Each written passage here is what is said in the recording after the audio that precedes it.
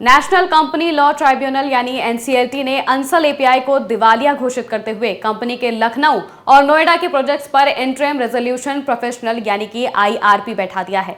इसके साथ ही इन प्रोजेक्ट्स में प्लॉट, फ्लैट, विला और कमर्शियल प्लॉटों के साथ दुकानों में निवेश करने वाले करीब 3000 से ज्यादा इन्वेस्टर्स के हजारों करोड़ रुपए फंस गए हैं। इनमें सैकड़ों ऐसे हैं जिन्हें कंपनी ने साल 2009 में प्लॉट और फ्लैट बेचे, लेकिन अब तक कब्जा नहीं दिया। इस बीच कंपनी के दिवालिया होने की खबर मिलते ही लखनऊ मौजूद दफ्तर पर 1 मार्च को सैकड़ों इन्वेस्टर्स जमा हो गए, लेकिन कर्मचारी ऑफिस पर ताला जड़कर भाग निकले। दरअसल यूपी में हाईटेक टाउनशिप पॉलिसी के तहत साल 2003 में अंसल को करीब 1335 एकड़ में टाउनशिप का लाइसेंस दिया गया था। डेवलपर इसका विकास नहीं कर सका। इसके बावजूद साल 2008 में उस वक्त की सरकार ने टाउनशिप का दायरा बढ़ाकर 3530 एकड़ कर दिया।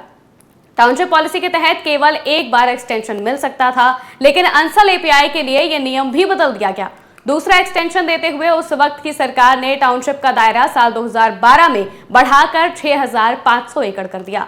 6500 एकड़ की जमीन का लाइसेंस मिलने के बावजूद डेवलपर आधी जमीन भी कभी खरीद ही नहीं सका, लेकिन उसने पूरी जमीन पर आशियाने का ख्वाब दिखाते हुए लोगों को प्लॉट, फ्लैट, विला और कमर्शियल इमारतों में दुकानें बेच दी। डेवलपर की इस मनमानी के खिलाफ इन्वेस्टर्स रेरा से लेकर हाई कोर्ट में शिकायत दर्ज करवाते रहे। इन्हीं शिकायतों को देखते हुए अभी की सरकार ने टाउनशिप का दायरा 6500 एकड़ से घटाकर 4500 एकड़ कर दिया था।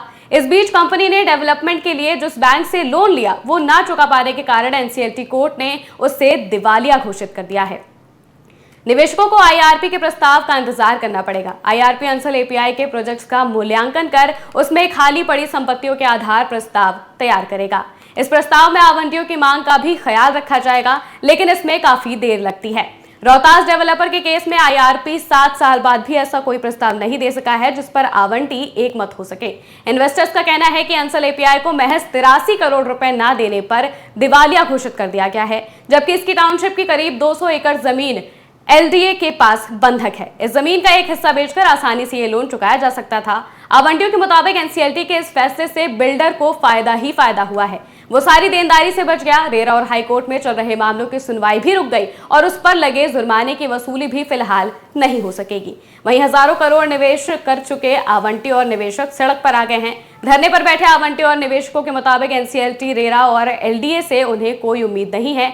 आवंटियों के मुताबिक सीएम योगी आदित्यनाथ ही उन्हें न्याय दिला सकते हैं। इस खबर में फिलहाल इतना ही। मैं थी आपके साथ महिमा शर्मा और आप देख रहे थे आज की खबर।